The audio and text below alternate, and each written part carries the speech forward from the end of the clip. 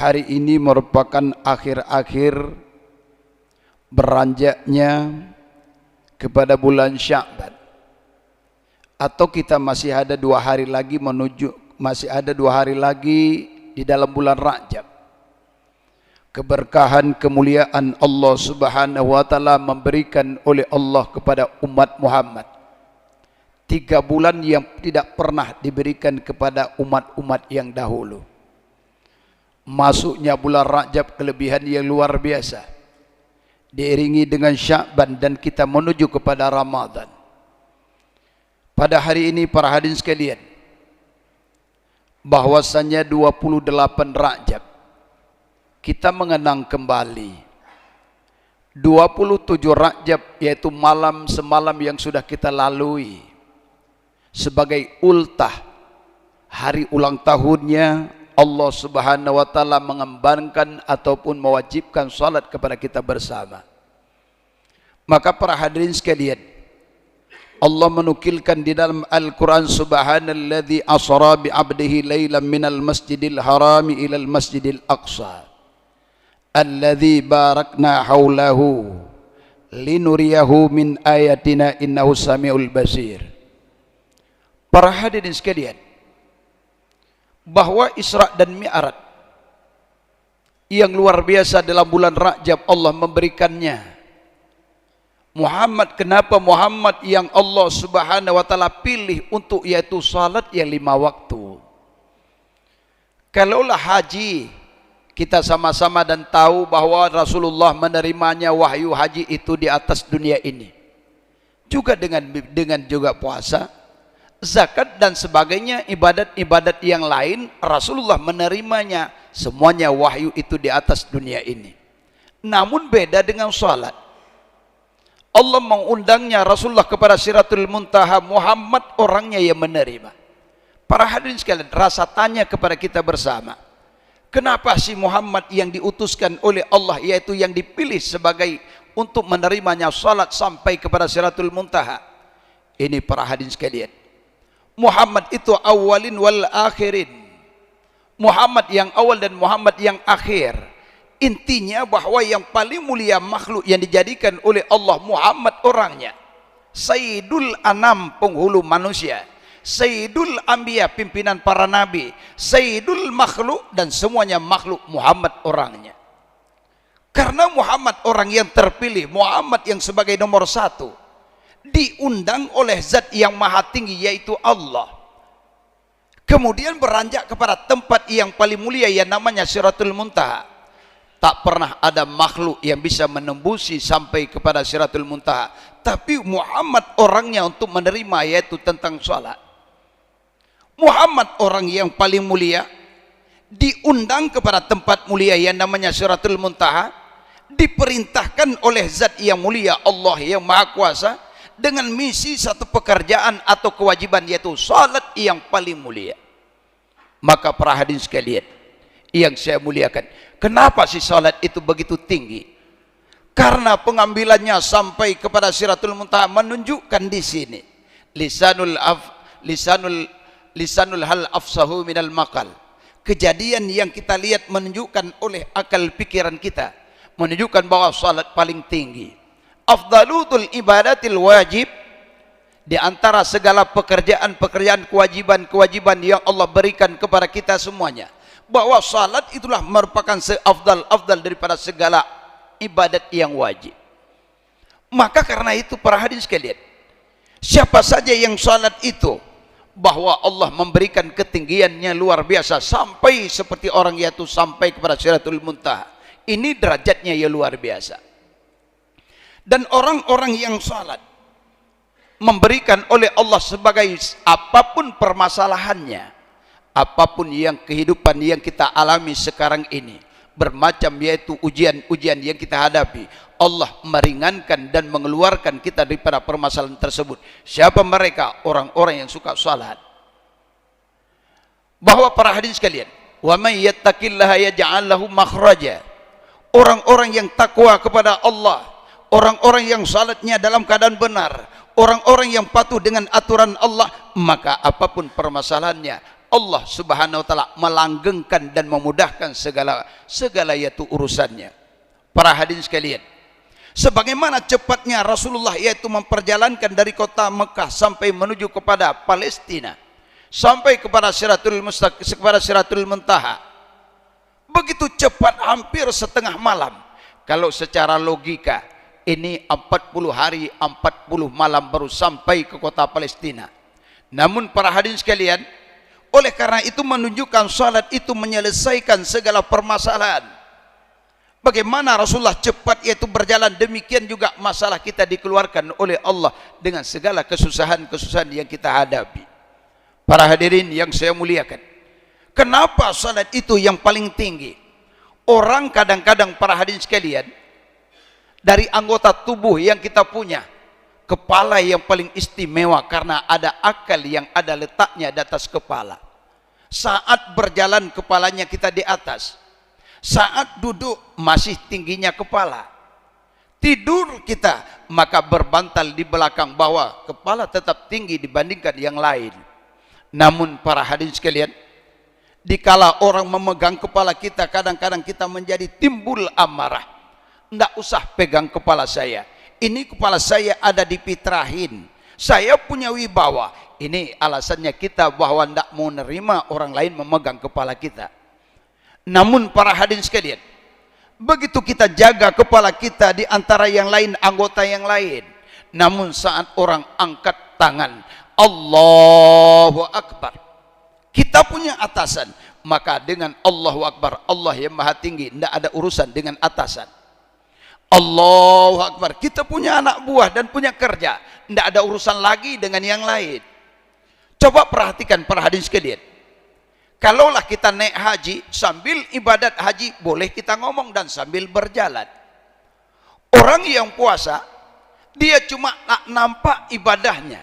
Orang puasa itu tidak nampak ibadahnya, ngomong tidak ada masalah, yang penting jangan makan dan minum. Namun yang anehnya salat ini Allahu Akbar, yang sebelumnya boleh makan, ketika Allahu Akbar tidak boleh lagi makan. Allahu Akbar, yang dulunya kita bisa ngomong, yang dulunya kita bisa bergerak, namun ketika angkat tangan Allahu Akbar, kita tidak bisa bergerak dan apapun hanya tertuju kepada Allah Subhanahu wa taala. Inilah oleh karena demikian salat ini paling penting. Saat kepala kita yang kita agungkan, Allahu Akbar, kita sujud, telapak kaki yang hina kemana saja yaitu kaki melangkah, mungkin kepada tempat najis dan tempat-tempat yang tidak baik. Namun dikala subhana rabbiyal a'la wa bihamdi, subhana rabbiyal a'la wa bihamdi, kepala kita yang begitu kita agungkan setara dengan telapak kaki dikala itu para hadirin sekalian, maka kita hamba yang hina, kita nampak dhaif dikala itu, nampak kita yaitu orang-orang yang diciptakan oleh Allah, tak punya kuasa, tak punya kita kekuasaan yang kita miliki, hanya Allah yang paling kuasa. Kenapa demikian? Otak kita dan kepala kita setara dengan telapak kaki, di mana wibawa kita dikala itu rendah yang hanya Allah Subhanahu wa taala. Para hadirin, dikala kita sudah begitu para hadirin sekalian, kita khusyuk kepada Allah, menyerah diri kepada Allah, maka salat itu, inna salata tanha anil fahsya'i wal munkar, salat itu bisa menggiring seseorang jauh daripada kemungkaran, jauh daripada membuat segala sesuatu kerusakan. Oleh karena demikian para hadirin sekalian, orang-orang salat tidak ada korupsi, orang-orang salat tidak pernah berbohong, orang-orang salat dia itu adil dan segalanya dia lakukan takut kepada Allah. Inna salata tanha 'anil fahsya'i wal munkar. Para hadirin yang saya muliakan, oleh karena demikian tidak sanggup salat berdiri, duduk yang salat tidak boleh tinggal. Kalaulah haji kita tidak sanggup tahun ini, nunggu kapan kaya kita berberangkat. Tidak sanggup kita puasa pada tahun ini karena sakit, kapan-kapan nanti kita qadha. Zakat tidak wajib kita keluarkan karena kita yaitu miskin, kapan-kapan kaya keluarkan zakat. Namun kalau salat tidak boleh, tidak sanggup berdiri, duduk kamu salat. Tidak sanggup duduk, berbaring kamu salat karena sakit. Tidak sanggup kamu yaitu berbaring, telentang kamu kepalamu ke arah timur, berbantallah kamu untuk menghadap kiblat. Maka dikala itu Allahu Akbar, yang salat tidak boleh tinggal, Tidak sanggup lagi kita dalam keadaan ruku, pakai isyarah saja. Tunduk kepalamu, Allahu Akbar. Sami Allahu liman hamidah. Allahu Akbar. Isyarah sambil kita tertidur. Tidak sanggup, pakai pelupuk matamu. Merem kita, Allahu Akbar, melek di kala itu. Allahu Akbar, ruku pejam sedikit. Allahu Akbar sampai kita yaitu sujud, kita merem dalam keadaan ingat kepada Allah. Tidak sanggup demikian, maka dalam hati. Tidak sanggup, mati disolatin orang lain.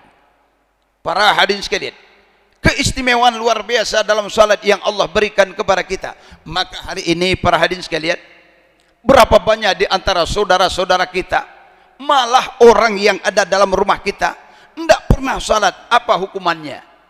Ada 4 fase orang-orang yang dihukum oleh Allah yang tidak salat. Yang pertama, dikala kita masih hidup, 3 macam yaitu azab Allah Subhanahu wa taala yang diberikan kepada kita. Yang pertama, yarfa'ullahul barakah minal kasbi wa rizqi. Orang yang meninggalkan salat, sering meninggalkan salat, keberkahan rezekinya itu tidak ada diberikan oleh Allah. Kadang-kadang kita kaya para hadirin, namun tidak pernah terlintas dalam hati kita untuk menginfakkan kepada masjid. Kita kaya raya, tidak pernah kita memberikan zakat. Kita kaya luar biasa para hadirin sekalian, tidak pernah terlena hati kita dan rasa iba kepada orang lain untuk yang namanya sedekah dan apapun. Tidak pernah melulu untuk kebutuhan kita sendiri. Inilah hilang keberkahan. Kadang-kadang kita ini orang yang hebat, tidak pernah kita menjadi panitia masjid, usaha kita tidak pernah kita ke situ. Yang ada kita panitia main bola lah, panitia 17 Agustus lah, panitia yaitu perlombaan maraton lah. Ini yang membuatkan kepada maksiat selalu tertuju demikian. Kenapa? Inna salata tanha anil fahsya'i wal munkar. Orang-orang yang enggak pernah salat, tidak pernah kita yaitu dihalau daripada kemungkaran. Melulu hidup kita kepada kemungkaran. Ini yang pertama. Rezeki kita tidak ada keberkahan, usaha kita tidak ada keberkahan. Yang kedua, Allah Subhanahu wa taala yaz'u minhu nurus salihin. Air mukanya, wajahnya, bentuk mukanya, apa istilahnya, bahwa pada raut wajahnya tidak pernah kita lihat orang-orang yang saleh, yang nampak orang salah saja. Tidak pernah kita lihat orang-orang yang taat, yang nampak orang ta'un saja. Para hadirin sekalian, ini sebab kita meninggalkan salat. Maka oleh karena itu, berapa banyak dalam keluarga kita berhadirin sekalian, berapa banyak yaitu di antara anak dan istri kita terlena demikian saja tanpa ada daripada suami menyuruh anaknya salat, tanpa ada yaitu istrinya untuk salat. Kita takut dengan istri, takut dengan anak, karena salat kita sudah menjadi perbincangan, menjadi yaitu kita pertengkaran dalam keluarga. Padahal itu kewajiban kita bersama para hadirin sekalian. Yang ketiga, ma ma'udun fi kulil mu'min. Kita dianggap remeh, kita tidak pernah disayang, kita tidak pernah rasa iba orang lain kepada kita karena kita orang meninggalkan salat. Ini tahap yang pertama. Namun tidak berujung sampai ke situ saja. Terus azab Allah Ta'ala kepada berikutnya. Faizal maut, ketika kita mati, apa azabnya Allah? Yakbidu ruhul atashan. Di saat kita mati haus yang luar biasa, yang kita takutkan dikala itu iman kita akan hilang. Orang yang meninggal itu hausnya luar biasa pada hari ini sekalian. Maka di saat itu iblis yang paling dia ingin menggoda orang yang ingin mati saat dia dalam haus. Kita terbujur kaku, mata menatap, telinga dalam keadaan tuli, lidah sudah keadaan tidak bisa bergerak apapun, memandang dalam keadaan semu. Datang malaikat maut di saat itu, maka haus datanglah iblis menyerupai dengan salah satu keluarga kita, mungkin anak yang kita cintai. Apa katanya iblis? Wahai ayahku, engkau hari ini haus ayah, tolong ini air yang ada mangkuk di tanganku. Paling enak tolong engkau katakan Allah Ta'ala itu dua, Allah Ta'ala itu dua, Muhammad pendusta, Muhammad itu bukan nabi. Tolong katakan. Nauzubillah para hadirin sekalian, sekiranya hal itu akan terjadi, Iman yang pernah kita banggakan, kita orang yang hebat, kita orang yang kaya raya, terpandang dalam masyarakat, namun mati tiada iman. Yang berikutnya para hadirin sekalian, wa yashaddu alaihi nur ruh, keluar ruh dalam keadaan sukar. Datang Pak Imam, la ilaha illallah, anak baca Yasin, Yasin wal Qur'anil Hakim, tidak pernah teriming-iming di telinga kita. Kenapa? Karena kita sering meninggalkan salat. Tak pernah kita membaca Al-Quran dikala kita hidup. Al-Quran yaitu merupakan tak pernah baca sama sekali koran sebagai pegangan kita. Buah tasbih tidak pernah kita pegang, HP saja yang merupakan pegangan kita. Maka para hadirin sekalian, bayangkan dikala kita semuanya ini akan datang mati, apa yang kita banggakan hari ini? Bolehlah kadang-kadang kita saat ini dalam keadaan ruh masih ada di badan, baju kita luar biasa, pakaian kita yaitu sehingga kita yaitu dihormati orang, kita punya bawahan, kita orang berpangkat pada satu perkantoran, kita orang di nomor satukan dalam satu daerah. Namun ketika inna lillahi wa inna ilaihi rajiun, mati dalam keadaan kesukaran. Baju dulu yang kemewahan, parfum kita serba mahal, jam tangan kita jutaan harganya, sepatu kita mengkilat saat itu dibuka semuanya. 3 lapis kafan akan dibungkus kepada kita. Dulu tidak pernah pakai yaitu yang lain selain daripada parfum. Hari ini kita kemenyan dibubuhkan di dalam kain kafan. Dulu tidak pernah kita mandi jeruk perut. Hari ini jeruk perut akan yaitu disiram di atas badan kita. Hari ini kita tidak pernah yaitu salat. Hari ini kita berdiri di depan imam disalatkan orang. Para hadirin sekalian, bayangkan saat itu mana kemewahanmu, mana jabatanmu yang pernah engkau banggakan, mana kehebatanmu bahwa anak buahmu engkau anggap remeh dikala engkau berkuasa. Di mana kekayaanmu hari ini 3 lapis kafan yang engkau pakai, bertindih dengan kerendah, berbantal dengan tanah, gelap gulita dikala kita mati. Salat tidak pernah ada. Datang malaikat, ma rabbuka, siapa Tuhanmu? Wa ma kiblatuka, mana kiblatmu? Artinya mana salatmu yang pernah engkau hidup? Begitu lama nikmat Allah memberikan kepadamu, kekayaan luar biasa, anakmu diberikan oleh Allah, hidupmu begitu mewah, umurmu begitu panjang, banyak sehat daripada sakitmu. Sekarang engkau kembali kepada ini. Afahasibatum anna khalaqnakum abasa wa antum ilaina la turjaun. Apakah engkau sangka kami jadikan engkau begitu saja? Apakah kamu sangka kami kan yaitu memberikan dan menitip anakmu cuma begitu saja? Apakah kami berikan yaitu kemuliaan engkau di masyarakatmu apa begitu saja? Hari ini ma rabbuka wa ma imamuka wa ma kiblatuka. Nauzubillah. Para hadirin sekalian, banyak sekali tantangan-tantangan azab yang akan kita dapat di saat kita mati. Mungkin karena waktu serba singkat para hadirin sekalian, menjadi intinya bahwa salat tidak bisa ditinggalkan. Apapun cerita tidak sanggup kita yaitu berdiri duduk salat. Walaupun bagaimanapun salat jangan ditinggalkan. Karena salat itu menggiring orang-orang menjadi kesalehan, orang-orang menjadi taat. Bagusnya satu negara apabila pimpinannya semuanya dalam keadaan yaitu salat. Pak kecil ada salat, kaur ada salat, keplor ada salat, semuanya pemuda ada salat, semuanya ada salat. Pilihlah pemimpin yang ada salat. Pilihlah yaitu orang-orang sebagai pemimpin yang berdiri di depan kita, orang-orang yang ada salat. Kenapa? Inna salata tanha anil fahsya'i wal munkar. Bila pimpinan itu bagus, maka rakyatnya aman dan tentram. Keadilan akan terjadi. Inilah para hadirin sekalian, penyampaian singkat semoga menjadi manfaat untuk di dalam kehidupan kita bersama.